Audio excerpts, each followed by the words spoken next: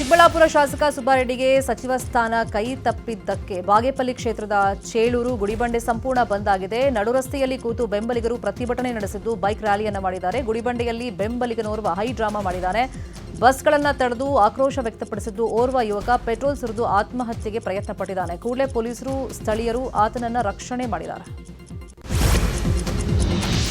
ಬಂಗಾರಪೇಟೆ ಶಾಸಕ ಎಸ್ಎನ್ ನಾರಾಯಣಸ್ವಾಮಿಗೆ ಸಚಿವ ಸ್ಥಾನ ತಪ್ಪಿದ್ದಕ್ಕೆ ನಾಳೆ ಕೋಲಾರ ಜಿಲ್ಲೆಯ ಬಂಗಾರಪೇಟೆ ನಗರ ಬಂದ್ಗೆ ಕರೆಯನ್ನು ಕೊಡಲಾಗಿದೆ.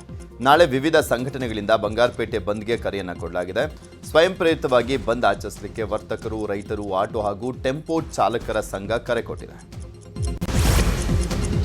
ಶಾಸಕ ಶರತ್ ಬಚ್ಚೇಗೌಡಗೆ ಕೊನೆ ಕ್ಷಣದಲ್ಲಿ ಸಚಿವ ಸ್ಥಾನ ಕೈ ತಪ್ಪಿದ್ದಕ್ಕೆ ಬೇಸರವನ್ನ ವ್ಯಕ್ತಪಡಿಸಿದ್ದಾರೆ. ಹೀಗಾಗಿ ಕಿಯೋನಿಕ್ಸ್ ನಿಗಮಕ್ಕೆ ಗುಡ್ ಬೈ ಹೇಳಲಿದ್ದಾರೆ ಅನ್ನೋ ಮಾಹಿತಿ ಇದೆ. ನಿಗಮ ಬೇಡ, ಬೇರೆಯವರಿಗೆ ಅವಕಾಶ ಕೊಡಿ ಅಂತ ಶರತ್ ಬೇಸರವನ್ನ ವ್ಯಕ್ತಪಡಿಸಿದ್ದಾರೆ. ನಿಗಮದ ಸರ್ಕಾರಿ ಕಾರ್ ಬಿಟ್ಟು ಖಾಸಗಿ ಕಾರ್ನಲ್ಲೇ ಓಡಾಡ್ತಾ ಇದ್ದಾರೆ. ವಿಜಯಪುರ ಜಿಲ್ಲೆ ಇಂಡಿ ಶಾಸಕ ಯಶವಂತರಾಯಗೌಡ ಪಾಟೀಲ್ಗೆ ಸಚಿವ ಸ್ಥಾನ ತಪ್ಪಿದ್ದಕ್ಕೆ ಶಾಸಕ ಸ್ಥಾನಕ್ಕೆ ರಾಜೀನಾಮೆ ಕೊಟ್ಟಿದ್ದಾರೆ. ವಿಜಯಪುರಕ್ಕೆ ಆಗಮಿಸಿದಂತ ಶಾಸಕ ಯಶವಂತರಾಯಗೌಡ ಪಾಟೀಲ್ ಮಾಧ್ಯಮಗಳ ಎದುರು ಪ್ರತಿಕ್ರಿಯಿಸಲಿಕ್ಕೆ ನಿರಾಕರಿಸಿದರು. ಇದು ಹಿತೈಷಿಗಳ ಜೊತೆಗೆ ಮಾತನಾಡಿ ನಾಳೆ ಸುದೀರ್ಘ ಸುದ್ದಿಗೋಷ್ಠಿಯನ್ನು ಮಾಡ್ತೇನೆ ಅಂತ ಹೇಳಿದರು. ಸಚಿವ ಸ್ಥಾನ ಕೈತಪ್ಪಿದ್ದಕ್ಕೆ ಕಾಂಗ್ರೆಸ್ನಲ್ಲಿ ತೀವ್ರ ಅಸಮಾಧಾನ ಭುಗಿಲೆದ್ದಿದೆ. ಹೀಗಾಗಿ ಅಸಮಾಧಾನಿತರನ್ನ ಒಗ್ಗೂಡಿಸಲು ಸತತ ಪ್ರಯತ್ನಗಳೂ ಆಗ್ತಾ ಇದೆ. ಇದರ ಬೆನ್ನಲ್ಲೇ ಅವಕಾಶ ವಂಚಿತ ಶಾಸಕರ ಸಭೆಗೆ ನಿರ್ಧಾರವನ್ನ ಮಾಡಿಕೊಂಡಿದ್ದಾರೆ. ಹಿರಿಯ ಶಾಸಕರ ನೇತೃತ್ವದಲ್ಲಿ ಅಸಮಾಧಾನಿತರ ಸಭೆ ನಡೆಯಲಿದ್ದು 25ಕ್ಕೂ ಹೆಚ್ಚು ಅಸಮಾಧಾನಿತ ಶಾಸಕರು ಸಭೆಯಲ್ಲಿ ಪಾಲ್ಗೊಳ್ಳುತ್ತಾರೆ. ಸಚಿವ ಸ್ಥಾನ ಸಿಗದೆ ಮುನಿಸಿಕೊಂಡಂತ ಶಾಸಕರ ಮನವೊಲಿಕೆಗೆ ಹೈಕಮಾಂಡ್ ಸೂಚನೆಯನ್ನು ಕೊಟ್ಟಿದೆ. ಈ ಹಿನ್ನೆಲೆಯಲ್ಲಿ ವಿಜಯನಗರ ಶಾಸಕ ಎಂ ಕೃಷ್ಣಪ್ಪ ಜೊತೆ ಸಚಿವರಾದಂಥ ಚೆಲುವರಾಯಸ್ವಾಮಿ ಮತ್ತು ಬಾಲಕೃಷ್ಣ ಸಭೆ ನಡೆಸಿದ್ರು. ಆದರೆ ಈ ಮನವೊಲಿಕೆ ಪ್ರಯತ್ನ ವಿಫಲವಾಗಿದೆ. ಈ ಹಿನ್ನೆಲೆಯಲ್ಲಿ ಇಂದು ಶಾಸಕ ಎಂ ಕೃಷ್ಣಪ್ಪ ಮನೆಗೆ ಸಿಎಂ ಡಿಕೆ ಶಿವಕುಮಾರ್ ಭೇಟಿ ನೀಡಿ ಮಾತುಕತೆಯನ್ನು ಮಾಡಲಿದ್ದಾರೆ. ಮಂತ್ರಿ ಸ್ಥಾನ ಕೈತಪ್ಪಿದ್ದಕ್ಕೆ ಸಿಟ್ಟಾಗಿರುವಂತಹ ಟಿಬಿ ಜಯಚಂದ್ರ ಮನವೊಲಿಕೆಗೆ ಭಾರೀ ಸರ್ಕಸ್ ನಡೀತಾ ಇದೆ. ಜಯಚಂದ್ರ ಮನವೊಲಿಕೆಗೆ ಚೆಲುವರಾಯಸ್ವಾಮಿ, ಎಚ್ಸಿ ಬಾಲಕೃಷ್ಣ ಮುಂದಾಗಿದ್ರು. ಆದರೆ ಪ್ರಯತ್ನ ವಿಫಲವಾಗಿದೆ. ಹೀಗಾಗಿ ಇವತ್ತು ಸಿಎಂ ಡಿಕೆ ಶಿವಕುಮಾರ್ ಅವರು ಟಿಬಿ ಜಯಚಂದ್ರ ಅವರನ್ನ ಭೇಟಿಯಾಗಿ ಮನವೊಲಿಸುವಂತ ಸಾಧ್ಯತೆ ಇದೆ. ಸಚಿವ ಸ್ಥಾನ ಮಿಸ್ ಆಗಿದ್ದಕ್ಕೆ ಶಾಸಕ ದಿನೇಶ್ ಗುಂಡೂರಾವ್ಗೆ ಬೇಸರ ವ್ಯಕ್ತ ಆಗಿರುವಂಥದ್ದು. ಹೀಗಾಗಿ ಗುರುವಾರ ರಾಜ್ಯದ ಎಲ್ಲ ಅರ್ಚಕರು ಒಂದಾಗಿ ಫ್ರೀಡಂ ಪಾರ್ಕ್ನಲ್ಲಿ ಪ್ರತಿಭಟನೆಯನ್ನು ಮಾಡ್ತೇವೆ ಅಂತ ಅರ್ಚಕರ ಸಂಘದ ಕಾರ್ಯದರ್ಶಿ ಕೆಎಸ್ಎನ್ ದೀಕ್ಷಿತ್ ಆಕ್ರೋಶ ವ್ಯಕ್ತಪಡಿಸಿದರು. ಇದೀಗ ರಾಜಕೀಯದ ಪ್ರಮುಖ ಸುದ್ದಿ. ಸಭಾಪತಿ ಬಸವರಾಜ ಹೊರಟ್ಟಿಗೆ ರಾಜೀನಾಮೆ ಪಡೆಯಿರಿ ಅಂತ ಹೇಳಿ ಹೈಕಮಾಂಡ್ ಸಿಎಂ ಡಿಕೆ ಶಿವಕುಮಾರ್ ಅವರಿಗೆ ಸೂಚಿಸಿದೆ. ಹೀಗಾಗಿ ಹೊರಟ್ಟಿ ಅವರಿಗೆ ರಾಜೀನಾಮೆ ಸಲ್ಲಿಸುವಂತೆ ಸಿಎಂ ಸೂಚನೆ ಕೊಟ್ಟಿದ್ದಾರೆ. ಇದೀಗ ಎರಡನೇ ಬಾರಿಗೆ ಸಿಎಂ ಕಚೇರಿಯಿಂದ ರಾಜೀನಾಮೆ ಕೊಡುವಂತೆ ಸೂಚನೆಯನ್ನ ನೀಡಲಾಗಿದೆ. ಹೀಗಾಗಿ ಬಸವರಾಜ ಹೊರಟ್ಟಿ ರಾಜೀನಾಮೆ ನೀಡುವಂತ ಸಾಧ್ಯತೆ ಇದೆ. ಕರ್ನಾಟಕ ರಾಜ್ಯ ನೀತಿ ಮತ್ತು ಯೋಜನಾ ಆಯೋಗದ ಉಪಾಧ್ಯಕ್ಷ ಸ್ಥಾನಕ್ಕೆ ಶಾಸಕ ಬಿಆರ್ ಪಾಟೀಲ್ ರಾಜೀನಾಮೆಯನ್ನು ಕೊಟ್ಟಿದ್ದಾರೆ. ರಾಜೀನಾಮೆ ಅಂಗೀಕರಿಸುವಂತೆ ಸಿಎಂ ಡಿಕೆ ಶಿವಕುಮಾರ್ಗೆ ಮನವಿಯನ್ನು ಮಾಡಿದ್ದಾರೆ. ಸಿಎಂ ಡಿಕೆ ಶಿವಕುಮಾರ್ಗೆ ಈಗ ಖಾತೆ ಹಂಚಿಕೆಯ ಟಾಸ್ಕ್ ಎದುರಾಗಿದೆ. ಹೊಸಬರಿಗೆ ಖಾತೆ ಹಂಚಿಕೆ ವೇಳೆ ಈಗಿರುವಂತಹ ಸಚಿವರ ಖಾತೆಯಲ್ಲೂ ಬದಲಾವಣೆ ಆಗಲಿದೆ. ಗೊಂದಲ ಸೃಷ್ಟಿಯಾಗದಂಗೆ ಖಾತೆ ಹಂಚುವಂತೆ ಸಿಎಂಗೆ ಹೈಕಮಾಂಡ್ ಸೂಚನೆಯನ್ನ ಕೊಟ್ಟಿದೆ. ನೂತನ ಸಚಿವರಾಗಿ ಮೊದಲ ಬಾರಿಗೆ ವಿಜಯಾನಂದ ಕಾಶಪ್ಪನವರ್ ಇಳಕಲ್ ನಗರಕ್ಕೆ ಎಂಟ್ರಿ ಕೊಟ್ಟರು. ಹಜರತ್ ಮುರ್ತುಜಾ ಶಾ ಖಾದ್ರಿ ದರ್ಗಾಕ್ಕೆ ಕಾಶಪ್ಪನವರ್ ಭೇಟಿಯನ್ನು ಕೊಟ್ಟಿದ್ದರು. ಸಚಿವರಿಗೆ ಅದ್ದೂರಿ ಸ್ವಾಗತ ನೀಡಲಾಯಿತು. ದರ್ಗಾಗೆ ತೆರಳಿ ಕಾಶಪ್ಪನವರ್ ವಿಶೇಷ ಪ್ರಾರ್ಥನೆಯನ್ನು ಸಲ್ಲಿಸಿದರು.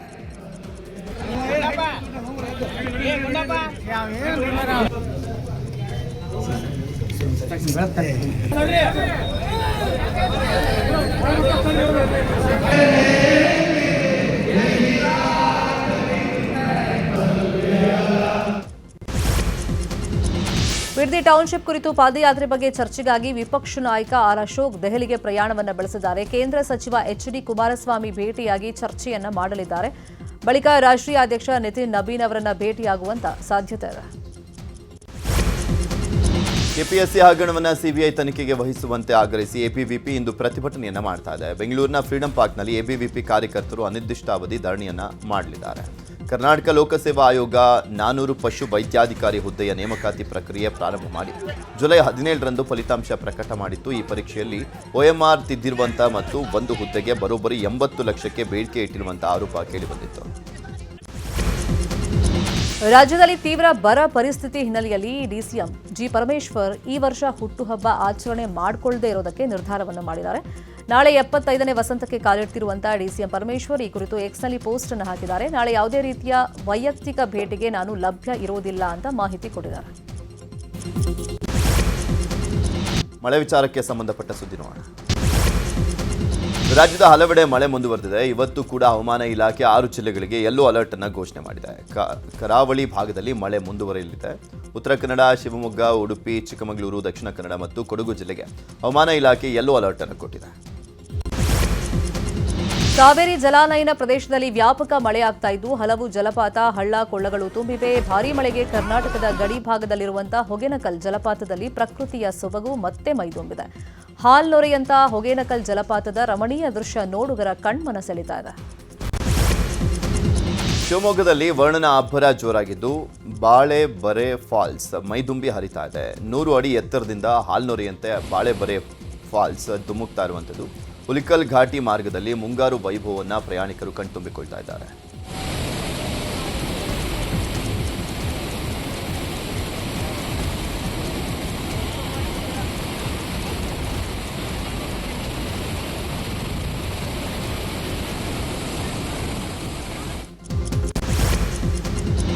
ಕಲ್ಯಾಣ ಕರ್ನಾಟಕದ ಜೀವನಾಡಿ ತುಂಗಭದ್ರಾ ಜಲಾಶಯಕ್ಕೆ ಅಪಾರ ಪ್ರಮಾಣದ ನೀರು ಹರಿದು ಬರ್ತಾ ಇದೆ. ಈ ವರ್ಷದ ಒಳಹರಿವಿನ ಪ್ರಮಾಣ ದಾಖಲೆ ಬರೆದಿದೆ. ಈಗಾಗಲೇ ತುಂಗಭದ್ರಾ ಜಲಾಶಯ ಅರ್ಧ ಭಾಗ ತುಂಬಿದೆ. 105 ಟಿಎಂಸಿ ಸಂಗ್ರಹ ಸಾಮರ್ಥ್ಯದ ತುಂಗಭದ್ರಾ ಜಲಾಶಯ ಈಗ 60 ಟಿಎಂಸಿ ಭರ್ತಿಯಾಗಿದೆ. ಕೊಪ್ಪಳ ಜಿಲ್ಲೆಯಲ್ಲಿ ಮುಂಗಾರು ಮಳೆ ಕೈಕೊಟ್ಟು ರೈತರು ತೀವ್ರ ಬರವನ್ನು ಅನುಭವಿಸ್ತಾ ಇದ್ದಾರೆ. ಜೂನ್ ತಿಂಗಳಿಂದ ಇಲ್ಲಿಯವರೆಗೂ 40% ಮಳೆ ಕೊರತೆ ಉಂಟಾಗಿದೆ. ಮಳೆ ಕೊರತೆಯಿಂದಾಗಿ ಜಿಲ್ಲೆಯಲ್ಲಿ 69% ಮಾತ್ರ ಬಿತ್ತನೆಯಾಗಿದೆ.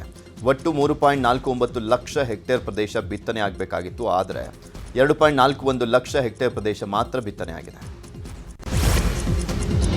ರಾಜ್ಯದಲ್ಲಿ ಮುಂಗಾರು ಕೈಕೊಟ್ಟ ಹಿನ್ನೆಲೆಯಲ್ಲಿ ಹಲವೆಡೆ ಬರದ ಛಾಯೆ ಆವರಿಸಿದ್ದು ರೈತರು ಕಂಗಾಲಾಗಿದ್ದಾರೆ. ಬರ ಹಿನ್ನೆಲೆಯಲ್ಲಿ ರಾಜ್ಯಾದ್ಯಂತ ಬಿಜೆಪಿ ತಂಡ ಪ್ರವಾಸವನ್ನ ಕೈಗೊಂಡಿದೆ. ಇವತ್ತು ಹುಬ್ಬಳ್ಳಿಗೆ ಬಿಜೆಪಿ ತಂಡ ಭೇಟಿಯನ್ನ ಕೊಡಲಿದೆ.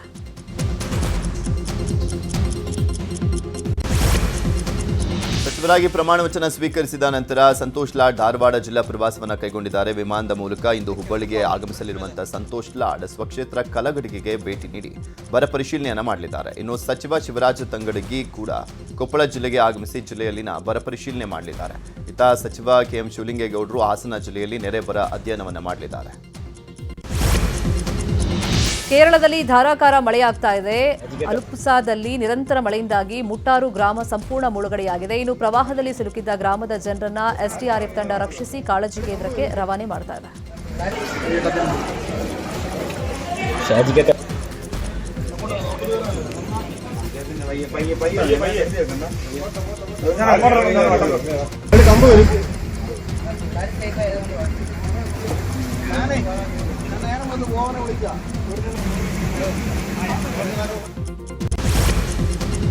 ಉತ್ತರಾಖಂಡ್ನಲ್ಲೂ ಮಳೆ ಆರ್ಭಟ ಮುಂದುವರೆದಿದೆ. ತಾಮಸಾ ನದಿ ಅಪಾಯ ಮಟ್ಟವನ್ನು ಮೀರಿ ಹರಿತಾ ಇದ್ದು ತಾಪಕೇಶ್ವರ ಮಹಾದೇವ ದೇಗುಲ ಮುಳುಗಡೆ ಹಂತಕ್ಕೆ ತಲುಪಿದೆ. ನಿರಂತರ ಮಳೆಯಿಂದಾಗಿ ಜನರು ಹೈರಾಣಾಗಿದ್ದು ಇವತ್ತು ನಾಳೆ ಭಾರೀ ಮಳೆಯಾಗಲಿದೆ ಅಂತ ಹವಾಮಾನ ಇಲಾಖೆ ಎಚ್ಚರಿಕೆಯನ್ನು ಕೊಟ್ಟಿದೆ. ಪಂಜಾಬ್ನಲ್ಲೂ ಧಾರಾಕಾರ ಮಳೆಯಿಂದಾಗಿ ತಗ್ಗು ಪ್ರದೇಶಗಳಿಗೆಲ್ಲ ನೀರು ನುಗ್ಗಿ ಭಾರೀ ಅವಾಂತರ ಸೃಷ್ಟಿಯಾಗಿದೆ. ಭಟಿಂಡಾದಲ್ಲಿ ಸುರಿದಂತಹ ಮಳೆಯಿಂದಾಗಿ ನಗರದ ರಸ್ತೆಗಳು ಸಂಪೂರ್ಣ ಜಲಾವೃತವಾಗಿದ್ದು ವಾಹನ ಸವಾರರು ಪರದಾಡಿದ್ದಾರೆ. ಇನ್ನು ತುಂಬಿದ ರಸ್ತೆಗಳಲ್ಲಿರುವಂತಹ ನೀರನ್ನು ಹೊರಗಡೆ ಹಾಕೋದಕ್ಕೆ ಪಾಲಿಕೆ ಸಿಬ್ಬಂದಿ ಹರಸಾಹಸ ಪಟ್ಟಿದ್ದಾರೆ. ಉತ್ತರ ಪ್ರದೇಶದಲ್ಲೂ ಭಾರೀ ಮಳೆ ಆಗ್ತಾ ಇದೆ. ಮುಂಜಾನೆಯಿಂದಲೂ ಕೂಡ ಬಿಟ್ಟು ಬಿಡದೆ ಮಳೆ ಆಗ್ತಾ ಇದ್ದು ಜನಜೀವನ ಅಸ್ತವ್ಯಸ್ತವಾಗಿದೆ. ಪ್ರಯಾಗ್ರಾಜ್ನಲ್ಲೂ ಕೂಡ ಮಳೆಯಿಂದಾಗಿ ವಾಹನ ಸವಾರರು ಸಂಚರಿಸಲಿಕ್ಕೆ ಪರದಾಡಬೇಕಾಯಿತು. ಇದೀಗ ರಾಜ್ಯದ ಪ್ರಮುಖ ಸುದ್ದಿ. ಯಾದಗಿರಿ ಜಿಲ್ಲೆಯ ಕಡೇಚೂರು ಕೈಗಾರಿಕಾ ಪ್ರದೇಶದಲ್ಲಿರುವಂತಹ ಕಾರ್ಖಾನೆಯಲ್ಲಿ ಘೋರ ದುರಂತ ಸಂಭವಿಸಿದೆ. ಕೆಮಿಕಲ್ ಸೋರಿಕೆಯಾಗಿ 3 ಕಾರ್ಮಿಕರು ಮೃತಪಟ್ಟಿದ್ದು 2 ಅಸ್ವಸ್ಥಗೊಂಡಿದ್ದಾರೆ. ವಿಕ್ರಮ್ ಸಿಂಗ್, ಸಂಜಯ್ ಸಿಂಗ್ ಹಾಗೂ ಗಣೇಶ್ ಮೃತರು. ಕಾರ್ಖಾನೆಯಲ್ಲಿ ಏಕಾಏಕಿ ಕೆಮಿಕಲ್ ಸೋರಿಕೆಯಾಗಿದ್ದು ವಿಷಕಾರಿ ಅನಿಲ ದೇಹಕ್ಕೆ ಸೇರಿದ ಪರಿಣಾಮ ಕಾರ್ಮಿಕರು ಅಸ್ವಸ್ಥಗೊಂಡಿದ್ದಾರೆ ಅನ್ನೋ ಮಾಹಿತಿ ಇದೆ. ಸರ್ವೆ ಅಧಿಕಾರಿಗಳ ಮೋಸಕ್ಕೆ 42 ದಲಿತ ಕುಟುಂಬಗಳ ಬದುಕು ಸರ್ವನಾಶವಾಗಿದೆ. ತುಮಕೂರು ಜಿಲ್ಲೆ ಗುಬ್ಬಿ ತಾಲೂಕಿನ ಹಲಸಿನ ನಾಗೇನಹಳ್ಳಿ ಗ್ರಾಮದಲ್ಲಿ ಈ ಘಟನೆ ನಡೆದಿದೆ. ಸರ್ವೆ ಮಾಡಿ ದುರಸ್ತಿ ಮಾಡುವಂತ ನೆಪದಲ್ಲಿ 42 ದಲಿತರ ಜಮೀನಿಗೆ ಸರ್ವೆ ಅಧಿಕಾರಿಗಳು ಕತ್ತರಿ ಹಾಕಿದ್ದಾರೆ. ಅನ್ಯಾಯ ಖಂಡಿಸಿ ದಲಿತರು ಬೀದಿಗಿಳಿದಿದ್ದಾರೆ. ಬೆಂಗಳೂರಿನಲ್ಲಿ ಸ್ವಚ್ಛತೆಗೆ ಪಾಲಿಕೆ ವಿಶೇಷ ಅಭಿಯಾನವನ್ನು ನಡೆಸ್ತಾ ಇದೆ. ಬಸವನಗುಡಿ ವಿಭಾಗದಲ್ಲಿ ಜಂಟಿ ದಾಳಿಯನ್ನು ನಡೆಸಲಾಗಿದ್ದು ಅನಾಥ ವಾಹನಗಳ ವಿರುದ್ಧ ಪಾಲಿಕೆ ಕಾರ್ಯಾಚರಣೆ ಮುಂದುವರೆದಿದೆ. ನಿನ್ನೆ 15 ವಾಹನಗಳಿಗೆ ನೋಟಿಸ್ ಅನ್ನು ನೀಡಲಾಗಿದೆ. ನೋಟಿಸ್ ಬಳಿಕ 7 ದಿನಗಳಲ್ಲಿ ವಾಹನ ತೆರವು ಕಡ್ಡಾಯ ಆಗಿರುತ್ತೆ. ಇಲ್ಲದೇ ಇದ್ರೆ ವಾಹನ ಜಪ್ತಿ ಮಾಡಲಾಗುತ್ತೆ ಅಂತ ಪಾಲಿಕೆ ಎಚ್ಚರಿಕೆ ಕೊಟ್ಟಿದೆ. ಬೆಂಗಳೂರು ಬಳಿಕ ಇದೀಗ ಮೈಸೂರಿನಲ್ಲಿ ಸಾರ್ವಜನಿಕ ಸ್ಥಳಗಳಲ್ಲಿ ಬಳಕೆಗೆ ಬಾರದೆ ನಿಲ್ಲಿಸಿರುವಂಥ ವಾಹನಗಳ ತೆರವಿಗೆ ಮೈಸೂರು ಮಹಾನಗರ ಪಾಲಿಕೆ ಮುಂದಾಗಿದೆ. ಈ ಕುರಿತು ಪ್ರಕಟಣೆ ಹೊರಡಿಸಿರುವಂಥ ಪಾಲಿಕೆ ಆಗಸ್ಟ್ 15ರ ಒಳಗಾಗಿ ಅಂತಹ ವಾಹನಗಳನ್ನು ನೀವೇ ತೆರವು ಮಾಡಬೇಕು, ಇಲ್ಲದಿದ್ದರೆ ಪಾಲಿಕೆ ತೆರವು ಮಾಡುತ್ತೆ ಅಂತ ಎಚ್ಚರಿಕೆಯನ್ನು ಕೊಟ್ಟಿದ್ದಾರೆ. ಬೆಂಗಳೂರಿನ ಕೆಆರ್ ಮಾರ್ಕೆಟ್ನಲ್ಲಿ ಇವತ್ತು ಮೆಗಾ ಆಪರೇಷನ್ ನಡೀತಾ ಇದೆ. ಜಿಬಿಎ ಕೋರ್ಟ್ ಅನುಮತಿಯನ್ನು ಪಡೆದಿದ್ದು ಕೇಂದ್ರ ಪಾಲಿಕೆಯ ವತಿಯಿಂದ ಡೆಮಾಲಿಷನ್ ಕಾರ್ಯಾಚರಣೆ ನಡೀತಾ ಇದೆ. ಫುಟ್ಪಾತ್ನಲ್ಲಿರುವಂತಹ ಸಣ್ಣ ಪುಟ್ಟ ಕಟ್ಟಡ ಅಂಗಡಿಗಳನ್ನು ತೆರವು ಮಾಡಲಾಗ್ತಾ ಇದೆ. 20ಕ್ಕೂ ಅಧಿಕ ಅಂಗಡಿಗಳನ್ನು ಡೆಮಾಲಿಷನ್ ಮಾಡಲಾಗಿದೆ. ಇಂದಿನಿಂದ ಆರ್ಟಿಒ ಮೆಗಾ ಕಾರ್ಯಾಚರಣೆ ನಡೆಸ್ತಾ ಇದೆ. ಬೆಂಗಳೂರು ಪಶ್ಚಿಮ ಆರ್ಟಿಒದಲ್ಲಿ 10 ವಾಹನಗಳನ್ನು ಸೀಸ್ ಮಾಡಲಾಗಿದೆ. ಉತ್ತರ ಆರ್ಟಿಒದಲ್ಲಿ 8 ವಾಹನಗಳು ಜಪ್ತಿ ಮಾಡಲಾಗಿದೆ. ಹಾಗೆಯೇ ಬಾಡಿಗೆಗೆ ಉಪಯೋಗಿಸ್ತಾ ಇದ್ದಂಥ 8 ಮೋಟಾರ್ ಸೈಕಲ್ಗಳನ್ನು ಜಪ್ತಿ ಮಾಡಲಾಗಿದೆ. ರಾಜಾಜಿನಗರದಲ್ಲಿ 12 ವಾಹನಗಳನ್ನು ಸೀಸ್ ಮಾಡಲಾಗಿದೆ. ಎತ್ತಿನಹೊಳೆ ಪರಿಹಾರ ಹಂಚಿಕೆಯಲ್ಲಿ ತಾರತಮ್ಯ ಮಾಡಲಾಗಿದೆ. ಸರಿಯಾದ ಪರಿಹಾರ ಕೊಡದೇ ಇರೋದಕ್ಕೆ ಗ್ರಾಮಸ್ಥರು ಕಾಮಗಾರಿ ತಡೆದು ನಿಲ್ಲಿಸಿದ್ದಾರೆ. ಹಾಸನ ಜಿಲ್ಲೆಯ ಬೇಲೂರು ತಾಲೂಕಿನ ಗಂಗೂರು ಗ್ರಾಮದಲ್ಲಿ ಈ ಘಟನೆ ನಡೆದಿದೆ. ಇಲ್ಲಿವರೆಗೂ ರೈತರಿಗೆ ಅಧಿಕಾರಿಗಳು ಪರಿಹಾರದ ಹಣ ಕೊಟ್ಟಿಲ್ಲ. ಹೀಗಾಗಿ ಸೂಕ್ತ ಪರಿಹಾರ ಕೊಡೋ ತನಕ ಕಾಮಗಾರಿ ನಡೆಯೋದಕ್ಕೆ ಬಿಡಲ್ಲ ಅಂತ ರೈತರು ಪಟ್ಟು ಹಿಡಿದಿದ್ದಾರೆ. ಈ ಬಾರಿ ವಿಧಾನಸೌಧದ ಮುಂಭಾಗದಲ್ಲಿ ಸ್ವಾತಂತ್ರ್ಯ ದಿನಾಚರಣೆ ನಡೆಯುತ್ತಾ ಅನ್ನುವಂಥ ಬಗ್ಗೆ ಇಂದು ಸಭೆ ನಡೆಯಲಿದೆ. ಬೆಂಗಳೂರು ನಗರಾಭಿವೃದ್ಧಿ ಸಚಿವ ಕೃಷ್ಣ ಬೈರೇಗೌಡರು ಮೀಟಿಂಗ್ ಅನ್ನು ನಡೆಸಲಿದ್ದಾರೆ. ಗ್ರೇಟರ್ ಬೆಂಗಳೂರು ಪ್ರಾಧಿಕಾರದ ವತಿಯಿಂದ ಸ್ವಾತಂತ್ರ್ಯ ದಿನಾಚರಣೆ ಸಂಬಂಧ ಸಭೆ ಮಾಡಲಾಗ್ತಾ ಇದೆ. ಮನೆಯ ಕೋಣೆಯಲ್ಲಿ ಸಿಲುಕಿದ್ದ 1 ವರ್ಷದ ಮಗುವನ್ನ ಬೆಂಗಳೂರಿನ ಬೈಯಪ್ಪನಹಳ್ಳಿ ಪೊಲೀಸರು ರಕ್ಷಣೆ ಮಾಡಿದ್ದಾರೆ. ಆಕಸ್ಮಿಕವಾಗಿ ಬೀಗ ಹಾಕೊಂಡು ಮಗು ಮನೆಯಲ್ಲಿ ಸಿಕ್ಕಾಕೊಂಡ್ಬಿಟ್ಟಿತ್ತು. ಎಎಸ್ಐ ತಿಪ್ಪೇಸ್ವಾಮಿ, ಕಾನ್ಸ್ಟೇಬಲ್ ವಿಜಯ್ ಕುಮಾರ್ ವಾಲಿಯಿಂದ ರಕ್ಷಣೆ ಮಾಡಲಾಗಿದೆ. ಮೈಸೂರಿನಲ್ಲಿ ಮೈದುಂಬಿದಂಥ ಕಬಿನಿ ಹಿನ್ನೀರಿನಲ್ಲಿ ಹುಲಿರಾಯ ಈಜಾಡಿದ್ದಾನೆ. ಬಂಡೀಪುರ ಕಾಡಿನಿಂದ ನಾಗರಹೊಳೆ ಕಾಡಿನತ್ತ ದಾಟಿ ಬಂದಂಥ ಹುಲಿರಾಯ ಈಜಾಡ್ಕೊಂಡೇ ಬಂದಿದ್ದಾನೆ. ಸಾಮಾಜಿಕ ಜಾಲತಾಣದಲ್ಲಿ ದೃಶ್ಯ ವೈರಲ್ ಆಗ್ತಾ ಇದೆ. ಶಿವಮೊಗ್ಗ ಜಿಲ್ಲೆ ತೀರ್ಥಹಳ್ಳಿಗೆ ಕ್ಯಾಪ್ಟನ್ ಅಬೂಬಕರ್ ಆಗಮಿಸಿದ್ದಾರೆ. ಸುದೀರ್ಘ ಸೇವೆ ಮುಗಿಸಿ ಹುಟ್ಟೂರಿಗೆ ಆಗಮಿಸಿದ ಯೋಧನಿಗೆ ಅದ್ದೂರಿ ಸ್ವಾಗತವನ್ನ ಕೋರಲಾಯಿತು.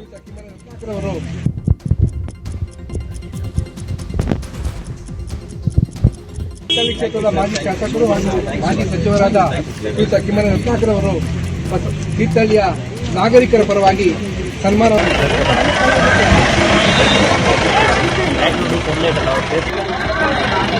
ಮೇಜರ್ ಇಕ್ಬಾಲ್ ಇನ್ನೊಬ್ರು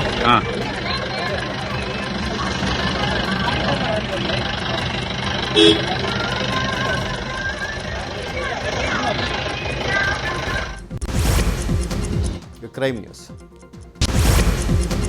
ಕೆಪಿಎಸ್ಸಿ ಪಶು ವೈದ್ಯಾಧಿಕಾರಿ ನೇಮಕಾತಿ ಅಕ್ರಮ ಆರೋಪ ಪ್ರಕರಣದ ಸಂಬಂಧ ಸಿಐಡಿ ತನಿಖೆ ಚುರುಕುಗೊಳಿಸಿದೆ. ಸಿಐಡಿ ಎಸ್ಪಿ ರಾಘವೇಂದ್ರ ಹೆಗಡೆ ನೇತೃತ್ವದಲ್ಲಿ ತನಿಖೆ ನಡೀತಾ ಇದೆ.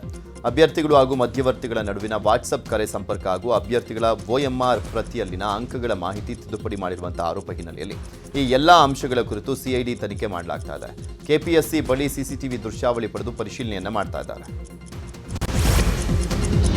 ಕಲಬುರಗಿಯ ಚಿತ್ತಾಪುರ ತಾಲೂಕಿನ ಬಾಗೋಡಿ ಗ್ರಾಮದಲ್ಲಿರುವಂತಹ ದೇಗುಲವನ್ನು ಯುವಕರು ಜೂಜಾಟದ ಅಡ್ಡೆ ಮಾಡ್ಕೊಂಡ್ಬಿಟ್ಟಿದ್ದಾರೆ. ಯುವಕರು ದೇಗುಲದಲ್ಲಿ ಇಸ್ಪೀಟ್ ಆಡ್ತಿರುವಂತಹ ವಿಡಿಯೋ ನ್ಯೂಸ್ 18ಗೆ ಲಭ್ಯವಾಗಿದ್ದು, ಇಷ್ಟೊಂದು ಬಂದಾಸಾಗಿ ಯುವಕರು ಜೂಜಾಟ ಆಡ್ತಾ ಇದ್ರು. ಪೊಲೀಸರು ಕಣ್ಮುಚ್ಚಿ ಕುತ್ಕೊಂಡಿದ್ದಾರೆ. ಹೀಗಾಗಿ ಇಸ್ಪೀಟ್ ಆಡುವವರ ಮೇಲೆ ಸೂಕ್ತ ಕ್ರಮ ಕೈಗೊಳ್ಳುವಂತೆ ಸ್ಥಳೀಯರು ಒತ್ತಾಯವನ್ನ ಮಾಡಿದ್ದಾರೆ.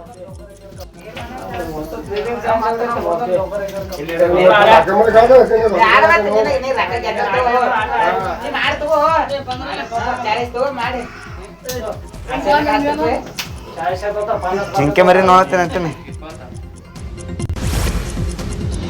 ಬಿಎಂಟಿಸಿಯ ಕೆಲ ಅಧಿಕಾರಿಗಳಿಂದ ಭ್ರಷ್ಟಾಚಾರ ಆರೋಪ ಕೇಳಿಬಂದಿದೆ. ಬಸ್ನ ಬಿಡಿಭಾಗಗಳ ಖರೀದಿಯಲ್ಲಿ ಅಕ್ರಮ ನಡೆದಿದೆ ಅಂತ ಆರೋಪ ಮಾಡಲಾಗಿದೆ. ಗುತ್ತಿಗೆದಾರರೊಂದಿಗೆ ಶಾಮೀಲಾಗಿ ಅಕ್ರಮ ಎಸಗಲಾಗಿದೆ ಅಂತ ಆರೋಪಿಸಲಾಗಿದೆ.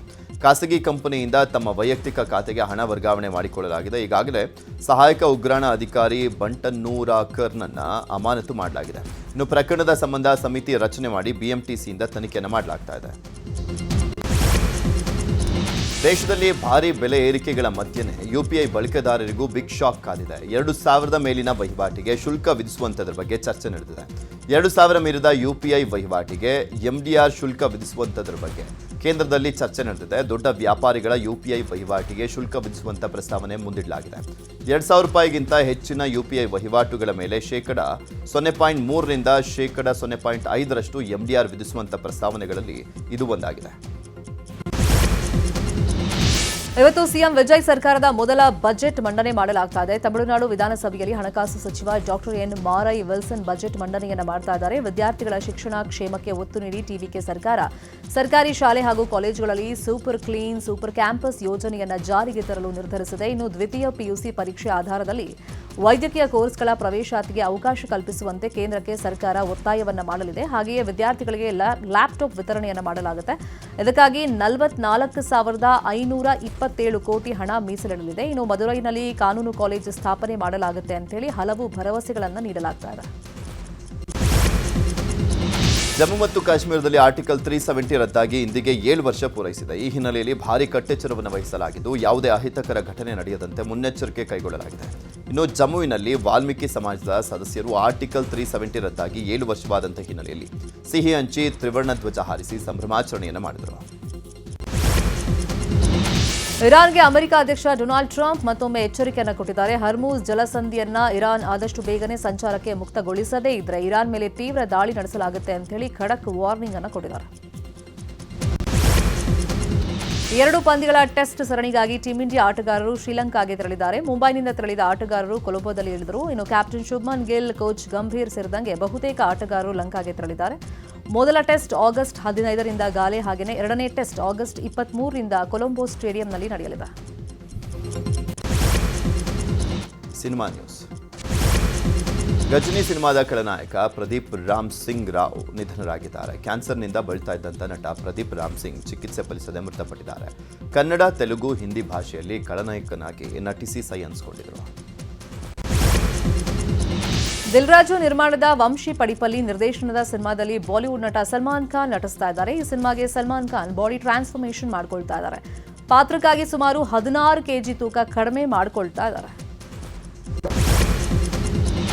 ಆಗಸ್ಟ್ 9ರಂದು ನಟ ಮಹೇಶ್ ಬಾಬು ಹುಟ್ಟುಹಬ್ಬ. ಈ ಪ್ರಯುಕ್ತ ಅವರು ವಿದೇಶದತ್ತ ಪಯಣವನ್ನು ಬೆಳೆಸಿದ್ದಾರೆ. ಹೈದರಾಬಾದ್ ಏರ್ಪೋರ್ಟ್ನಲ್ಲಿ ಕ್ಯಾಮೆರಾ ಕಣ್ಣಿಗೆ ಸೆರೆಯಾಗಿದ್ದಾರೆ. ಹಾಗೆ ಮಹೇಶ್ ಬಾಬು ಬರ್ತ್ಡೇ ಕೊಡುಗೆಯಾಗಿ ದೂಕುಡು ಸಿನಿಮಾ ರಿಲೀಸ್ ಆಗ್ತಾ ಇದೆ. ರಣಬೀರ್, ಯಶ್, ಸಾಯಿ ಪಲ್ಲವಿ ನಟನೆಯ ರಾಮಾಯಣ ಸಿನಿಮಾ ಟ್ರೇಲರ್ ಮೂಲಕ ಜಾಗತಿಕ ಮಟ್ಟದಲ್ಲಿ ಹೊಸ ಇತಿಹಾಸವನ್ನೇ ಸೃಷ್ಟಿ ಮಾಡಿದೆ. ವಿಶ್ವದಾದ್ಯಂತ ಅಪಾರ ನಿರೀಕ್ಷೆಯನ್ನು ಹುಟ್ಟುಹಾಕಿರುವಂತಹ ಈ ಚಿತ್ರದ ಟ್ರೇಲರ್ ಬಿಡುಗಡೆಯಾದ ಕೇವಲ 4 ದಿನಗಳಲ್ಲಿ ಎಲ್ಲಾ ಪ್ಲಾಟ್ಫಾರ್ಮ್ಗಳಲ್ಲಿ 800 ಮಿಲಿಯನ್ಗೂ ಅಧಿಕ ವೀಕ್ಷಣೆಯನ್ನು ಪಡ್ಕೊಂಡಿದೆ.